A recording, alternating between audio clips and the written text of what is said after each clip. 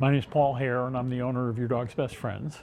It's January 6th, and we've just come out from underneath the outbreak of a canine respiratory infection that has swept through the Maryland, Virginia area, DC area, hitting all of the dog daycares and boarding facilities right at the peak boarding season of Christmas. It was an exceptionally unusual situation.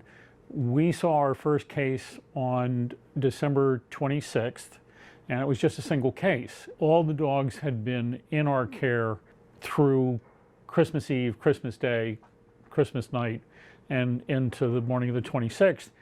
About 130 dogs, and so having one dog come up with a cough wasn't unusual until the next day, because the next day, instead of having one dog, we had 5 dogs come down sick, and that's just exceptionally unusual.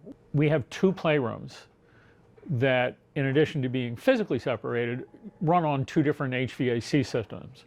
So we split up the dogs into dogs that had symptoms and moved them into one room, and then we kept the dogs that didn't have symptoms in the other room. Because there were 2 separate HVAC systems, we were hoping that we could isolate the infection as much as possible. We knew that we had an outbreak that was not a normal kennel cough. It just doesn't transmit that quickly in any other years. And I've been running this place for 17 years, never seen anything like this.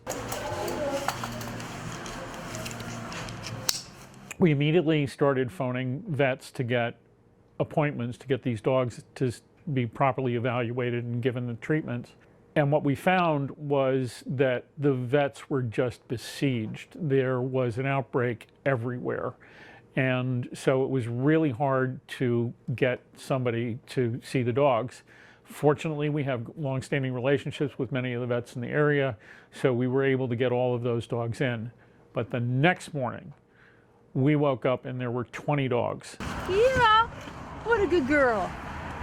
Once we realized that we were going to have 20 dogs, we knew we couldn't get them all to vets. So the logical thing is, instead of taking all those dogs to 20 different vet offices and visits at different times, have a vet come to us. Fortunately, the Arlington Animal Hospital is a very close colleague of this facility, and so is Caring Hands. So both of them sent over vets that set up clinics here. It just made sense to bring them here. This is the boarding bedroom where we set up the in-house vet clinic. This is a bedroom that we use overnight, where a member of the staff sleeps with the dogs, so the dogs are cageless overnight. We also knew that basically every dog in our facility who had been in that lockdown period for us of 36 hours had been exposed. So it would do no good for us to call up owners, most of whom would have been on vacation, and say, hey, we got an outbreak, you got to come get your dog. First of all, they'd just be taking a dog home that was potentially sick and then having to struggle to get their own vet appointment. Instead, we were doing the in-house clinic. At first, everyone that we knew in veterinary medicine was coming to the conclusion that this was a Bordetella outbreak, where the strain of Bordetella hadn't been covered by the vaccine that has been distributed in our community over the last 12 months. Just like with human vaccines, you can miss the strain. But even then, it didn't quite make sense, because just like with other forms of infection, if you were exposed to the Bordetella, as all dogs are, over time you build some immunity. So the rapidity with which the transmission was going on, frankly, it reminded us of COVID.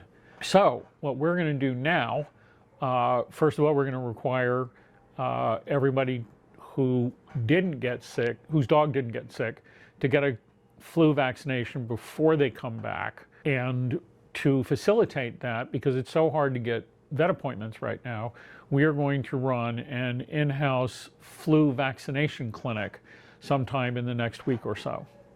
Hopefully that's going to be the best protection against another outbreak like this. It caught us all by surprise. It caught the veterinary researchers by surprise, the veterinarians, and certainly all the daycare operators in the area. I would also mention that this is not just daycare dogs that are getting sick. That's not the only place where this is being transmitted.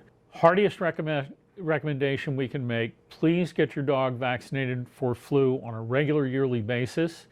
And by the way, if you haven't gotten your flu shot, you should get one too.